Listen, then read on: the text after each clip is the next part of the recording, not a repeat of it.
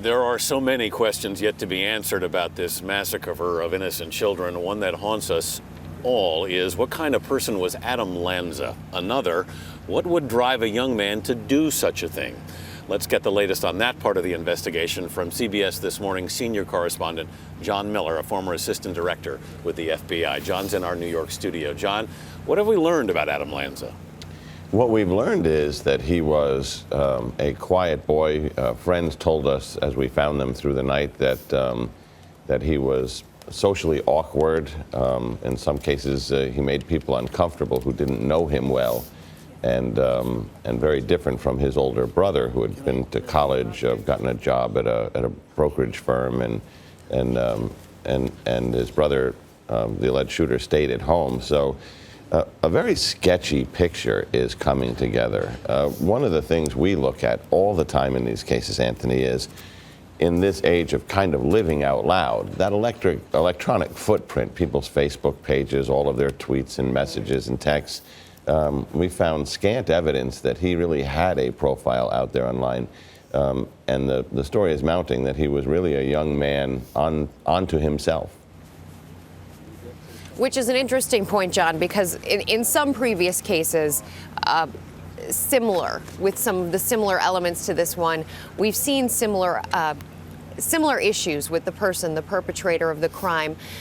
When we're looking for a motive, which is almost impossible to understand at this point, what are law enforcement officials looking for here? Well, they're actually handling this. Rebecca, it's kind of interesting because the suspect is dead. There's not going to be any trial. Yet the investigation is being carried out just as if this were a mystery. And that's because they're getting search warrants. They're going to look to see if he has a computer, can they get into it, notes and notebooks at the home, because they're going to want to know, A, to a certainty that no one else knew or was involved or anyone else was in the planning. They certainly don't anticipate that, but they've got to go through those motions, and they've got to do it the same legal way that they would in another investigation. But two, people always want to know, for the study of these crimes and these criminals, the why, and they don't really have a window into that yet.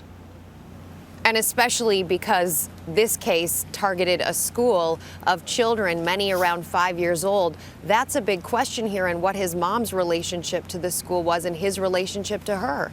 That's true. And, you know, later in the show we may talk to Mary Ellen O'Toole, the FBI former profiler, who is probably the national expert in this kind of shooting and who studied this kind of offender, who may give us some insight into that. But, you know, the quick sketch is he killed his mother in the home.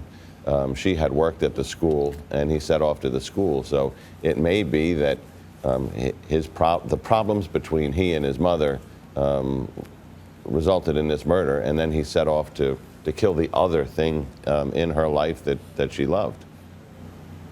John, they took Adam Lanza's brother into custody in New Jersey yesterday, took him away in handcuffs, which I think might lead some people to suspect that he was a suspect. Of course, it doesn't mean that. But, I mean, what do we think that they were looking for from his brother?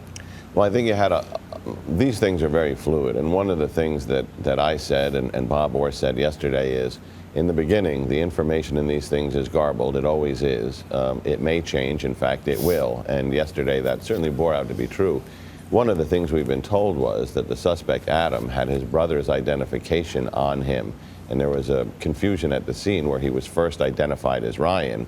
Then that information was given to the FBI and the police in New Jersey to follow up that lead, find his residence, get that locked down, let's do a search, only to encounter a young man who said, no, I'm Ryan, that's my brother Adam. So during that confusion, they talked to him and they relayed that information back. And then the instructions came, let's bring him to the police station. And at that point, they didn't understand, is this Adam? Is this Ryan? Is he the suspect? Is he not the suspect? I think by then they had a handle that there had been a mix-up. But putting him in handcuffs is just one of those things they do when you're trying to sort it out. And for officer safety, they say, you know, let's figure this out after the situation. Certainly very unfortunate for him to be in that position. All right, John Miller in New York. Thanks, John.